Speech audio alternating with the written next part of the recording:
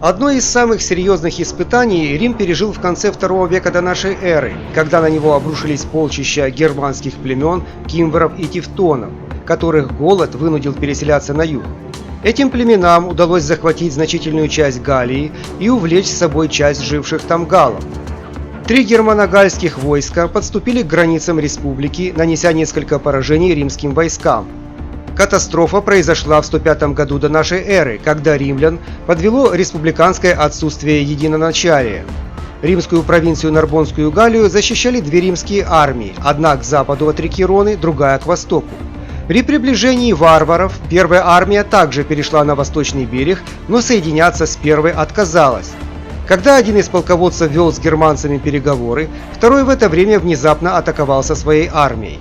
Огромное германо-гальское войско оказалось сильнее и опрокинуло римскую армию в реку, где легионеры массово утонули. Затем наступила очередь второй римской армии. Оба лагеря были захвачены. Поражение оказалось страшнее, чем при Каннах. Как сообщают римские историки, погибло до 80 тысяч воинов и до 40 тысяч обслуги. Но Риму тогда повезло, варвары не пошли на беззащитную Италию. Используя подаренную противником передышку, Рим стал серьезно готовиться к войне. Молодым людям запретили покидать Италию, а гладиаторов привлекли для тренировки солдат. В тот момент Гай Марий успешно завершил войну с нумидийским царем Югуртой, и Сенат предоставил ему полную свободу действий. Полководец Марий провел очень важную для армии реформу. Принципиальным нововведением стало то, что в нее стали набирать неимущих пролетариев, которых вооружали за счет казны. Ранее воины приобретали все снаряжение самостоятельно. Таким образом, римская армия из крестьянской стала пролетарской. Кроме того, под обещание гражданства и земли в нее стали активно вербовать итальянских союзников.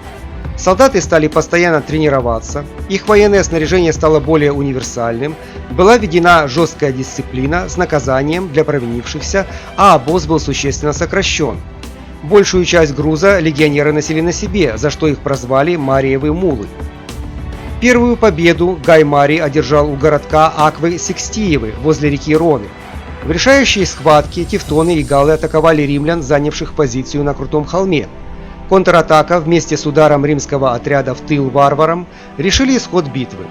Варваров разгромили, а их вождя захватили в плен. Тем временем кимвры, проникнув в Италию, оттеснили армию второго консула Катула, но Марий поспешил на помощь и объединил обе армии. Теперь у него было более 50 тысяч солдат. В ходе битвы при Верцеллах, Северной Италии, в 101 году до нашей эры, численное преимущество уже было на стороне римлян. Окруженные со всех сторон, кимвры не устояли. Германцы были на голову выше итальянцев и физически крепче, причем вместе с мужчинами сражались женщины. Но в бою перевесила численность, дисциплина, подготовка и лучшее снаряжение римлян. По данным римских историков, потери убитыми и пленными у кимвров превысили 100 тысяч человек. Фактически все их племя перестало существовать.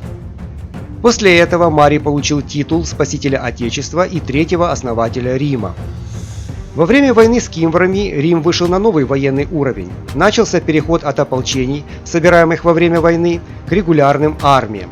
И это, наряду с улучшением вооружения и тактики, привело к завидной регулярности побед римлян.